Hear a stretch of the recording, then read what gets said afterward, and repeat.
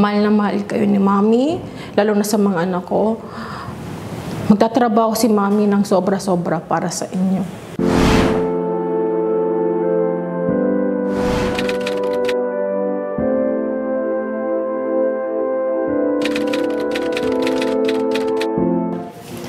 Sa pagiging sundalo, ang first priority mo is yung trabaho. Ang pamilya ay nagiging second priority na lang. Mahirap na hindi mo sila makasama araw-araw. Hindi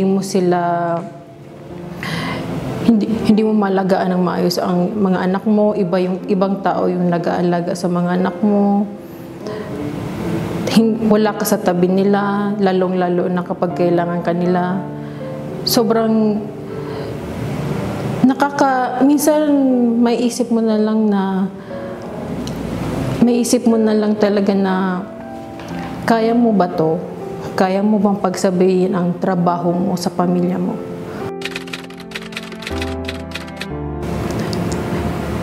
Actually, means of communication na lang kasi uunahin pa rin yung trabaho sa pamilya. Minsan tatawag na lang yung anak sa'yo, kahit nasa trabaho ka, tatanungin ka ng anak mo kung, Mami, kailan ka uuwi? Mami, pasyal mo naman kami.